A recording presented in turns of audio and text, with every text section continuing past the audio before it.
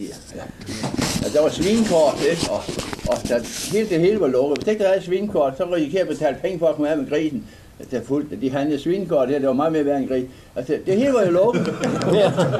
Og far, altså, som kom over 1914 der, og så det er 30 fra jeg kan huske, jeg er født 26, ikke? Vi skyldte købmand Jerndahl Rasmussen i Havnsø 4.000, dog. Det var sgu mange, det var næsten halv af gårdens værdi. Ja. Men det var ikke til at der var penge, men altså ham må have været godt ved muffen derfor. Der var altid en sal medvært, når vi fik varer der i en gang om ugen der, altså han havde haft penge med, altså. Og den far, han har solgt lidt lam, men så sad han der, hvem kunne vente? Det var sgu altid købmand. Der må vente, ikke? Og så var det så, altså, ja, og så, jeg kan det huske, når vi havde tandpine, vi spiser meget sukker. Og tandbørsten, der var ikke opfundet, i hvert fald ikke ude på Nordgård. Og så far, han har så lavet sådan en hækkel, og han lavede sådan en tandkrat, og bålet om en vægt, ikke? Og så når vi så ligge der og vrejede om natten der, så kom vi så op der, og fik krasset op i de der sorte huller der, og så kom han lidt kamper i hvert fald. Så når vi bare har vrejdet der et par dage, så må han der ringe. Der kom telefonen herovre i 1900. Der kom lov i 1906, altså skulle telefonen til. Jeg tror, vi fik 1908. Der var telefonen nede på mejeriet, det er sådan de der vægtelefoner, man skulle stå og snakke ind i der. Så må han her ringe til Svart Nielsen, han skulle tage en tang med. Det var dengang lægerne, de kørte på sygebesøg. Altså, han var oppe på købmanden der ved middagstid, ikke? Og det passede fint, for færgen sejlede hernede fra kl. 11, og så var Havnsø halv 2. Det var de forbindelser, der var dengang.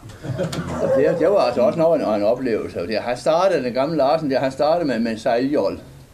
Og så fik han en motor, Hortens motor, tror jeg det var, på 3 heste i 1908. Og alt folk, det dernede fra, hvad vi kalder Havens Hus, der var en stenbro dernede. Der var hverken havnerne over i dag, den kom først meget senere, ikke? Og så tog vi så derned, og hvis vi skulle have transport over, så dengang vi kørte med de der kassevogne der, så det skulle gøre med gris, for han havde en slavejord, der hed svinjorden, ikke? Han kunne sætte nogle hækker på, at de skulle have slaget rigsvin over, ikke?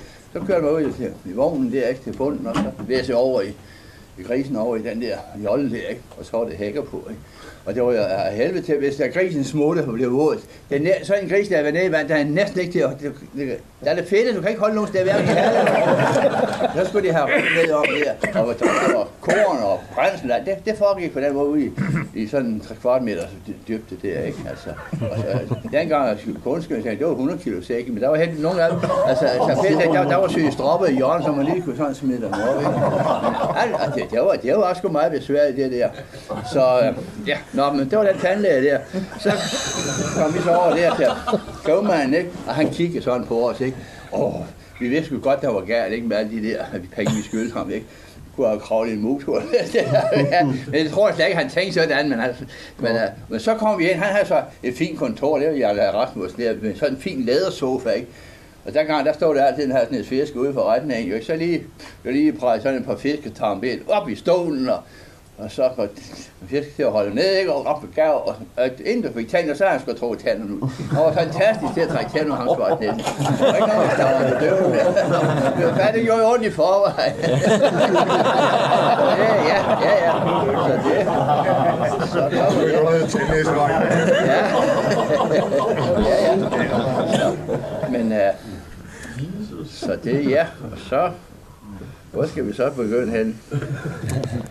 Ja, altså freden, der venter vi lidt med